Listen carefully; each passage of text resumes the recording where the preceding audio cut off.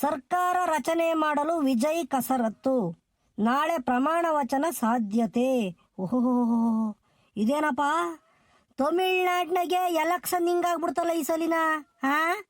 ನೋಡು, ಪಿಕ್ಚರ್ ಮಾಡ್ಕೊಂಡು ಸಿನಿಮಾ ಮಾಡ್ಕೊಂಡಿದ್ದಾನಿ ಅಪ್ಪ, ಏಕಾಏಕಿ ಬಂದ್ಬಿಟ್ಟು 109 ಸೀಟ್ ಗೆದ್ಕೊಂಬಿಟ್ನಲ್ಲ, 109 ಸೀಟ್ ಗೆದ್ಕೊಂಬಿಟ್ನಲ್ಲ ಯಪ್ಪ. ಲೆಕ್ಕ ಹಾಕ್ರಿ. ಜನ ಹೆಂಗ್ ಓಟ್ ಹಾಕ್ತಾರೋ, ಯಾರ್ಗೆ ಓಟ್ ಹಾಕ್ತಾರೋ ಯಪ್ಪ ಯಪ್ಪ ಯಪ್ಪ ಗೊತ್ತೇ ಆಗಲ್ವಲ್ಲ ಸ್ವಾಮಿ. ಸುದ್ದಿನೇ ಇರಲಿಲ್ಲ ಅಪ್ಪಂದು. ನೋಡಿ ಇವಾಗ ಎಲ್ಲರೂ ಈ ಅಪ್ಪನ ಬಗ್ಗೆನೇ ಮಾತಾಡಂಗಾತು. ನಾಳೆ ಆಲೆ CM ಆದ್ರೂ ಆದ್ನಲ್ಲಪ್ಪ ಯಪ್ಪ.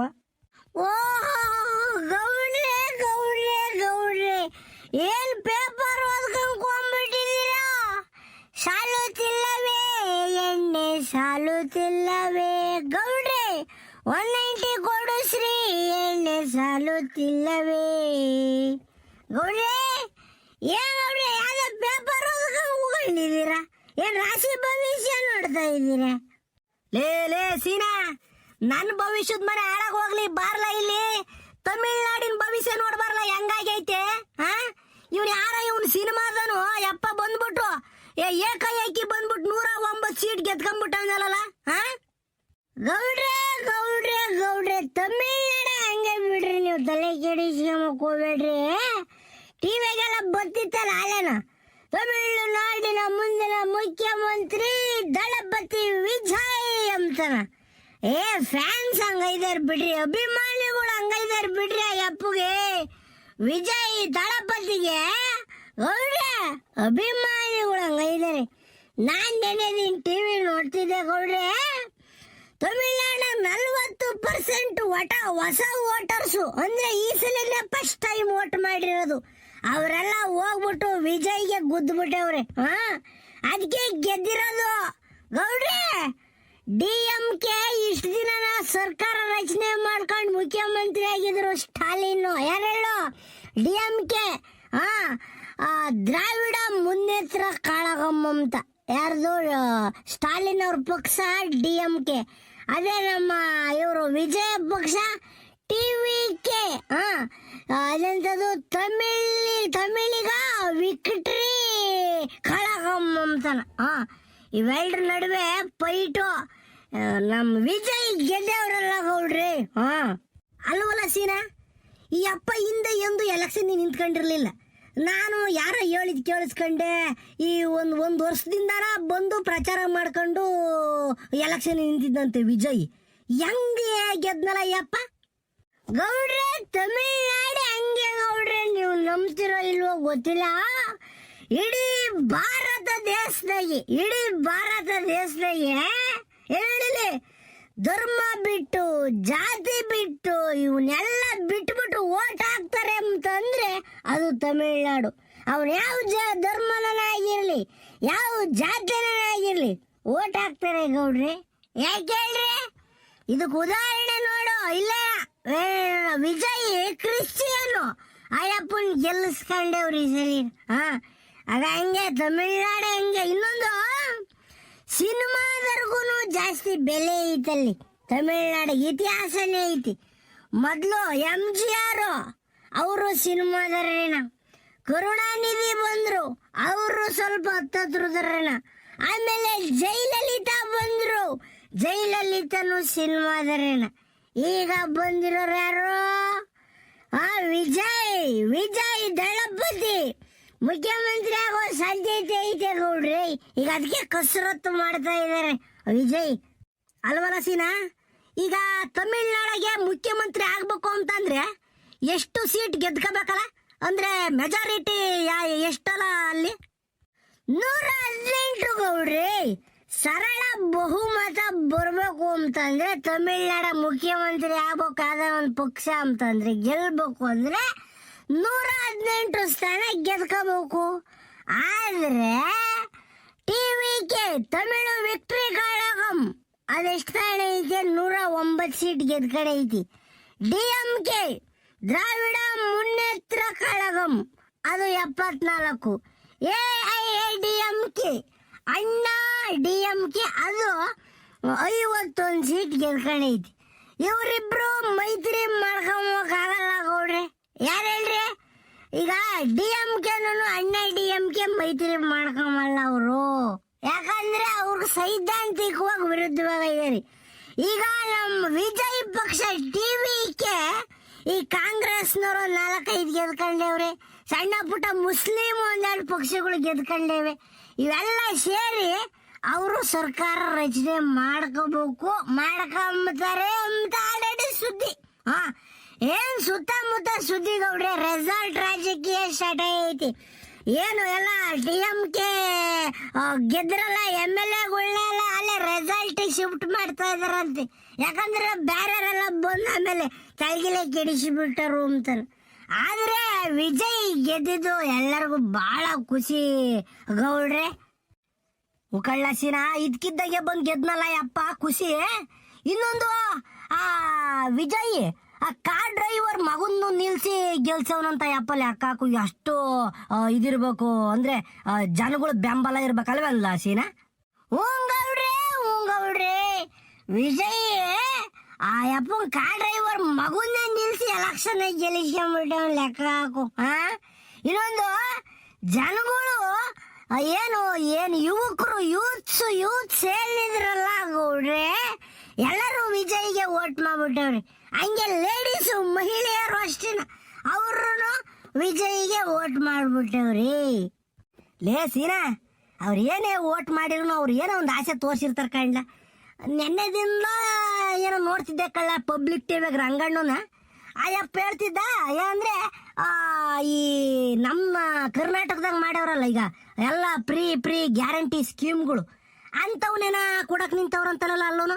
ವಿಜಯ್ನು ಹಂಗೆ ಹೇಳವಂತ ಯಪ್ನೋನು. ಏ ಗೌಡ್ರೆ, ಅವೆಲ್ಲ ವರ್ಕೌಟ್ ಆಗ್ತಾವ ಇಲ್ವೋ ಗೊತ್ತಿಲ್ಲ. ಫ್ರೀ ಕೊಡೋದು ನನ್ನ ಪ್ರಕಾರ ಏನಂತ ಹೇಳ್ಕೊಂಬಂತದ್ ಏನಿಲ್ಲ. ಯಾಕೆ ಗೊತ್ತಾ ಗೌಡ್ರೆ, ಈಗ ತಗೊಳ್ರಿ ನಮ್ಮ ಕರ್ನಾಟಕದಾಗ ಬಸ್ಸು ಫ್ರೀ ಕೊಟ್ಬಿಟ್ಟವ್ರೆ. ಎಷ್ಟೋ ಜನ ಹೆಂಗಸ್ರೆ ಹೇಳ್ತಾರೆ, ಏಯಪ್ಪ ನಮಗೆ ಬಸ್ಸು ಫ್ರೀ ಕೊಟ್ಟಿದ್ ಬ್ಯಾಡ ಕಣಪ್ಪ, ನನ್ನ ಮಕ್ಕಳಿಗೂ ಮರಿಗೂ ಓದಕ್ ವಿದ್ಯಾಭ್ಯಾಸ ಕೊಟ್ಟಿದ್ರು ಸಾಕಾಯಿತು ಅಂತ ಹೇಳ್ಕೊಂತಾರೆ. 2,000 ರೂಪಾಯಿ ದುಡ್ಡು ಕೊಡೋದನ್ನ ಯಾರು ಕೇಳಿದ್ರು 2,000 ದುಡ್ಡು ಕೊಡಕ್ ನಾವೇನ ಕೇಳಿದ್ವಿ ಸರ್ಕಾರದವ್ರನ್ನ ಅಂತಾನ ಅವರೇ ಬೈಕಂತಾರೆ. ಇನ್ನೊಂದು ಗೌಡ್ರೆ, ಇನ್ನೊಂದು ಹೇಳ್ತಾರೆ ಈಗ ಅಲ್ಲೇ ಜನ, ಕೊಡ್ಲಿ ಬಿಡ್ರಿ ರೀ, ಯಾವನ ಅವ್ರೇನ ಅವ್ರ ಅಪ್ಪನ ಮನೆಯಿಂದ ಕೊಡ್ತಾರೆ, ಇವ್ರಿಗೂ ಈ ಪಕ್ಷದವ್ರು ಕೊಡ್ಲಿಲ್ಲ ಅಂದ್ರೆ ಈಗ ನೆಕ್ಸ್ಟ್ ಬರೋರು ಕೊಡ್ತಾರೆ. ಈ ಬ್ಯಾರೆ ಏನ್ ಕೊಡ್ತೀಯ ನೀನ್ ಹೇಳು ಅಂತಾನೆ ಜನ ಕೇಳಕ್ ರೆಡಿ ಆಗ್ಬಿಟ್ಟವ್ರ ಅಲ್ಲೇನ. ಏನ್ ಹೇಳು, ಫ್ರೀ ಗ್ಯಾರಂಟಿಗಳ ಬಗ್ಗೆ ಅಲ್ಲೇ ಜನ ಗಮನ ಕೊಡ್ತಿಲ್ಲ. ಯಾಕಂದ್ರೆ ಯಾರೋ ಒಬ್ರು ಬಂದರಲ್ಲ ಫ್ರೀನೇ ಕೊಡ್ತಾರೆ ಅಂತ. ಹಂಗಲ್ಲ ಕಳ್ಳಸಿನಪ್ಪ, ಈ ಸಲಿನ ಈ ವಿಜಯ್ ತಮಿಳ್ನಾಡಿಗೆ ಬೇರೆದ್ನೆಲ್ಲ ಆಶ್ವಾಸನೆ ಕೊಟ್ಟವನಂತ ಯಪ್ಪ. ಅದೇನೋ ರೇಷ್ಮೆ ಸೀರೆ ಕೊಡ್ತೀನಿ ಅಂತ ಏನೇನೋ ಹೇಳವನಂತೆ. ಹೇಳ್ತೀನಿ ಕೇಳ್ರಿ ಗೌಡ್ರಿ, ಅದನ್ನು ಪ್ರತಿ ಮಹಿಳೆಯರಿಗೆ ತಿಂಗಳಿಗೆ 2,500 ದುಡ್ಡು. ಒಂದು ಬಸ್ ಎಲ್ಲ ಫ್ರೀ, ನಮ್ಮ ಕರ್ನಾಟಕದಾಗ ಇದ್ದಂಗೆ ಅಲ್ಲೂ ಬಸ್ ಫ್ರೀ ಮಾಡ್ತೀವಿ ಅನ್ಬೋದೊಂದು. ಹೆಣ್ಮಕ್ಳು ಮದುವೆ ಆದ್ರೆ 8 ಗ್ರಾಮ್ ಚಿನ್ನ ಗೌಡ್ರೆ, ಇದು ನೆನ್ಪಿ ಕೇಳ್ರಿ, 8 ಗ್ರಾಮ್ ಚಿನ್ನ, ಒಂದು ರೇಷ್ಮೆ ಸೀರೆ ಕೊಡ್ತೀವಿ ಅಂತ ಅಂದದು. ಇಂಥವನ್ನೆಲ್ಲ ಆಸೆ ಹುಟ್ಟಿಸ್ಬಿಟ್ಟವ್ರಿ. ಇದು ನಡೀತೈತಿ ಅನ್ಗೌಡ್ರಿ, ನಡೀತೈತಿ ಅನ್ಗೌಡ್ರಿ, ಕರೆಕ್ಟಾಗಿ ಒಪ್ಕೊಳ್ರಿ. 1 ವರ್ಷಕ್ಕೆ ಲಕ್ಷಾಂತರ ಮದುವೆ ಹಾಕವೆ. ಇವಾಗ ಚಿನ್ನದ ರೇಟ್ ನೋಡಿರಿ, ಈಗ ಹಂಚ್ಕೋಕ್ ಕುಂತೈತಿ. 8 ಗ್ರಾಮ್ ಚಿನ್ನ ಅಂತಂದ್ರೆ 1.25 ಲಕ್ಷ ರೂಪಾಯಿ ದುಡ್ಡು ಹಾಕೈತಿ. ಪ್ರತಿ ಮನೆಗೂ ಕೊಡಕ್ ಹಾಕೈದ ಇಲ್ಲ. ಅದಕ್ಕೆ ಪಬ್ಲಿಕ್ ಟಿವಿ ರಂಗಣ್ಣ ಹೇಳ್ತಿದ್ದು, ಇವೆಲ್ಲ ಬುಲ್ಡೆ ಸ್ಕೀಮು, ಬುಲ್ಡೆ ಸ್ಕೀಮು, ಯಾವುದು ನಡೆಯಲ್ಲ ಇದು ಅಂತ ರಂಗಣ್ಣ ಹೇಳ್ತಾ ಇದಾರೆ. ಹಂಗಾರೆ ಜನಗಳಿಗೆ ಮೋಸ ಮಾಡ್ದಂಗ ಆಗ್ಲಿಲ್ವಲ್ಲ ಸೀನಪ್ಪ? ಗೌಡ್ರೆ, ಎಲ್ಲರೂ ಸುಳ್ಳು ಹೇಳ್ತಾರೆ ರಾಜಕೀಯದವರು. ಆದ್ರೆ ಅಧಿಕಾರಕ್ಕೂ ಬಂದ ಮೇಲೆ ಅವ್ರು ಹೆಂಗ ನಡ್ಕೊಂತಾರೆ ಅಂತ ಹೇಳ್ತಾರೆ. ಅದ್ರ ಮೇಲೆ ನಿಂತಿರ್ತೈತಿ. ತಮಿಳ್ನಾಡಿಗೋ ಈಗಲೂ ಕೇಳು, ನಮ್ಮ ಅಣ್ಣ ವಿಜಯಣ್ಣ ಮಾಡೋದನ್ನೇ ಹೇಳ್ತಾರೆ, ಹೇಳೋದನ್ನೇ ಮಾಡ್ತಾರೆ ಅಂತನ ಅಭಿಮಾನಿಗಳು ಹೇಳ್ತಾರೆ. ಯಾರನ್ನೋ ನಂಬ್ತ ಯಾರನ್ನೋ ಬಿಡ್ಸಾಗೌಡ್ರೆ ನಾವು. ಸರಿ ಕಳ್ಳೆ, ನೀನು ಹೇಳೋದು ಅಧಿಕಾರಕ್ಕೆ ಬಂದ್ಮೇಲೆ ಯಾರು ಹೆಂಗ್ ಮಾಡ್ತಾರೋ ಎಂಬುದು ಹೆಂಗ್ ಗೊತ್ತೈತೆ. ಇನ್ನೊಂದು ಇವತ್ತು ಟಿವಿಗೆ ಬತ್ತಿತ್ತು ಕಳ್ಳ, ಅವ್ರು ಯಾರೋ ತ್ರಿಷಾ ಅಂತನ ಯಮ್ಮ ದಳಪತಿ ವಿಜಯ್ ಮನೆಗೆ ಹೋಗಿದ್ರು ಅಂತ ಅಂದ್ರು. ಯಾಕೆ ಎತ್ತ ಅಂತ ಏನನ್ನ ಗೊತ್ತೇ ಅನ್ಲ ಗೌಡ್ರೆ. ಒಂದು ಮಾತು ಹೇಳ್ತೀನಿ, ಕೆಲವೊಂದು ಮಾತುಗಳನ್ನ ಪಬ್ಲಿಕ್ಕಾಗಿ ಮಾತಾಡಕ್ ಹೋಗ್ಬೇಡ್ದು. ದಳಪತಿ ವಿಜಯ್ನು ತ್ರಿಷಾನು ಅವರಿಬ್ರು ಕ್ಲೋಸ್ ಫ್ರೆಂಡ್ಸು. ಫ್ರೆಂಡ್ಸ ಬೇರೆದ ಮತ್ತೊಂದು ಮುಗ್ದೊಂದು ನನಗೆ ಗೊತ್ತಿಲ್ಲ. ಆದರೆ ಇಬ್ಬರು ನಡುವೆ ಬಾಂಧವ್ಯ ಇದೆ, ಚೆನ್ನಾಗಿದೆ, ಫ್ರೆಂಡ್ಸು. ಮನೆಗೆ ಹೋಗವ್ರೆ ಏನಾದ್ರು ಬಿಡ್ರಿ, ಅದನ್ನೆಲ್ಲ ಮಾತಾಡೋದು ತಪ್ಪು. ನಾವು ಲೇ ಸೀನಾ ಬಚ್ಚಂದ ಇವತ್ತು ಅಡಿಕೆ ಗಿಡ ಗುಂಡಿ ತೆಗಿಯಕೋಣ. ಓ ಸನ್ಮಾನ್ಯ ಬೋರಪ್ಪನವರು ಬನ್ನಿ ಬನ್ನಿ, ಮಧ್ಯಾಹ್ನ ಮೇಲೆ ಹೋಗೋಣ ಬರಾಜ ಅಂತ ಮಾಡಿ ಮುಚ್ಕೊಂಡೈತೆ ಅಂತ ಬಿಸಿಲೇನಿಲ್ಲ, ಉಂಡ್ಗಿಂಡು ಹೋಗೋಣ ಬಾ. ಅಯ್ಯ ನೀ ಮೈತಿ ಕರಗ್ ಮಕನ ಬಿಸಕ ಹಿಡ್ಕೊಂಡ್ಲೇ, ನೀನು ಕೂಲಿ ಕರಿಯಾರೋ ಉಂಡ್ಗಿಂಡು ಬರ್ರಿ ಎದ್ದಾಗ ಬರ್ರಿ ಅಂತ ಕರೀತಾರ. ಅವ್ರು ಯಾವಾಗ ಹೇಳ್ತಾರ ಅವಾಗ ನಾವು ಹೋಗ್ಬೇಕು. ಅದನ್ನ ಬಿಟ್ಟು ನಮ್ಗಿಷ್ಟ ಬಂದಾಗ ಹೋಗೋದಲ್ಲ. ಅವರು ಈಗ 8 ಗಂಟೆ 9 ಗಂಟೆ ಹಂಗೆ ಬರ್ರಿ ಅಂತ ಹೇಳವ್ರಿ. ನಾವು ಒಂದು 9, 9:30 ಹಂಗೆ ಹೋಗ್ಬಿಡೋಣ. ತಿಂಡಿ ಪಂಡಿ ಅವರೇ ತೋರಿಸ್ತಾರ ಕಳ್ಳ. ಅದು ನಡಿ ಹೋಗೋಣ. ಯಾಕ್ತಲೆ ಕೆಡಿ ಕೆಂಚ ಗೌಡ್ರೆ, ಪೇಪರ್ ಓದ್ತಾ ಇದ್ದೀರಿ? ಪೇಪರ್ ಓದಂದಿದ್ರೆ ನಂದೊಂದು ರಾಶಿ ಭವಿಷ್ಯ ನೋಡ್ರಿ ಗೌಡ್ರೆ. ಏ ಬೋರಯ್ಯ ತಿರುಗೇಳಯ್ಯ, ನಾನೇ ಹೇಳ್ತೀನಿ ರಾಶಿ ಭವಿಷ್ಯ ನಿಂದ. ಲೇ ನಿನ್ಗೇನೆಲ್ಲ ಗೊತ್ತಾಕೈ, ಸುಮ್ಮ ಕೊಳ್ಳಾತ. ರಾಶಿ ಭವಿಷ್ಯ ಏನಿಲ್ಲ, ದೂರ ಪ್ರಯಾಣ ಸುಸ್ತು, ಕೆಲಸ ಮಾಡು ಊಟ ಮಾಡು, ಸುಳ್ಳು ಹೇಳೋದ್ನು ಬಿಡಬೇಕು, ಒಳ್ಳೆತನ ಮಾಡಿದ್ರೆ ಭಗವಂತ ಕಾಪಾಡ್ತಾನೆ. ನಿನ್ನ ಅದೃಷ್ಟದ ಸಂಖ್ಯೆ, ನೀನು ಇವತ್ತು ಎಷ್ಟು ದುಡಿತೀಯೋ ದುಡ್ಡು. ಈಗ ಇದೆ ಬೋರಯ್ಯ, ಕೈ ಕೆಸರಾದರೆ ಬಾಯಿ ಮೊಸರು. ಅದನ್ನ ಬಿಟ್ಬಿಟ್ಟು ಅವ್ರು ಯಾರೋ ಬರ್ದಂಗ ನಮ್ಮ ಜೀವನ ನಡೀತೈತಾ? ನಾವು ದುಡಿಬೇಕು, ನಾವು ತಿನ್ನಬೇಕು. ಈಗ ನಾನು 90 ಎಣ್ಣೆ ಕುಡಿಬೇಕು, ನಾನು ಸುಮ್ಮನಿದ್ರು ಸಿಗ್ತೈತಾ?